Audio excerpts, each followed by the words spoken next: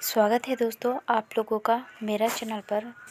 तो मैं आज आप लोगों को बताऊंगी कि आटा जो होता है उसको गूँथ के घर में क्यों नहीं रखना चाहिए। बहुत सारी महिलाएं होती है, कोई भी हो सकता है, जैसे कि किसी के घर की बेटी भी हो सकती है, बहू भी हो सकती है, कोई माँ भी हो सकती है कि आटा गूँथ के रख देती है, घर में रख देती है या फ्रिज में रखती है। ज़्यादातर इस तरह से ठंडियों में होता है, क्योंकि ठंडियों में तो गूँथ के रख देते तो आटा ख़राब भी नहीं होता है।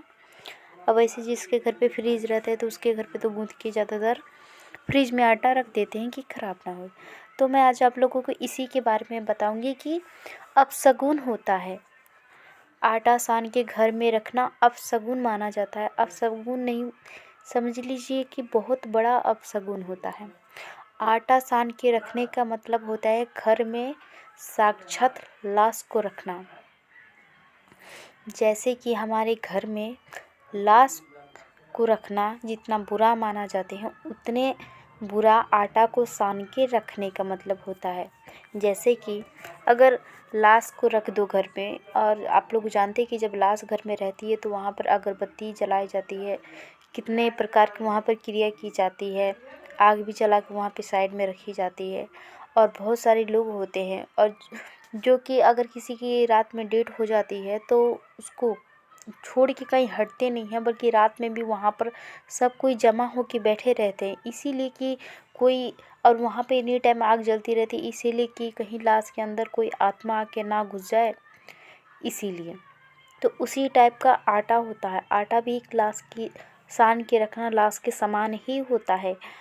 उस आटे से जैसे लोहा और चिमक को देख के सड़ जाती है, उसी टाइप को आटे को देख के जो भूत प्रेत होते हैं वो मतलब उन पर जाके मतलब उनका जो होता है आटे से बहुत ही मतलब गहरा, जो मतलब बोलते हैं, क्या बताऊँ मैं आपको, समझ में मुझे नहीं आ रहा कि मैं क्या बोल के बताऊँ कि आप लोगों को समझ में आ सके। बहुत ही ज़्यादा मतलब उससे जुड़ जाते हैं आटा से। और जहाँ पर आटा रहेगा ना वहाँ पर आत्माएं ज़्यादा आती हैं। अगर आपके घर में आटा रखा है, अगर समझ लीजिए आपकी छत पे से, अगर एक उदाहरण में समझ लीजिए कि भूत प्रेत जा रहा है, अगर आपके घर में आटा रखा है, उसकी नज़र पड़ गई तो आपके घर में ही रुक जाएगा वो, उस आटे के चलते।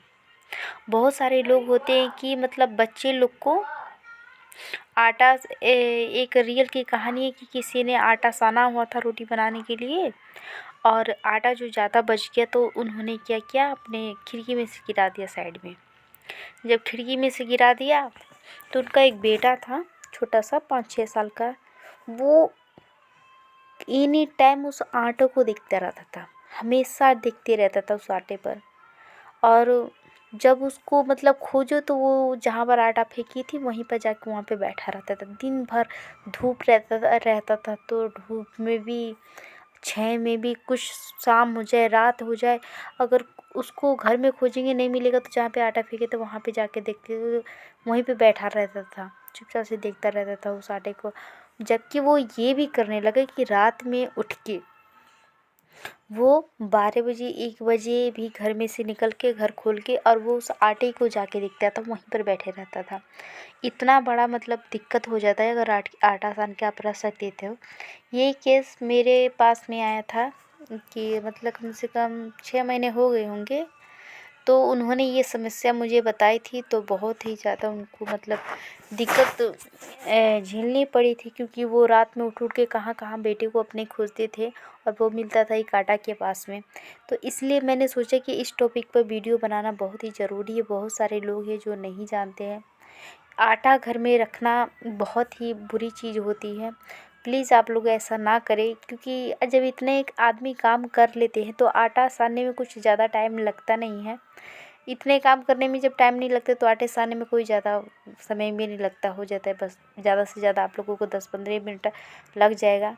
लेकिन आप लोग आटा जो होता है वो उसको गूँथ के घर में ना रखें। समझ लीजिए जैसे कि मैंने आप लोगों को बताया कि आप साक्षात समझ लीजिए आटा नहीं बल्कि लाश को घर में रखते हैं। वेदों पुराण में भी बताया गया है कि आटा घर में नहीं रखा जाता है।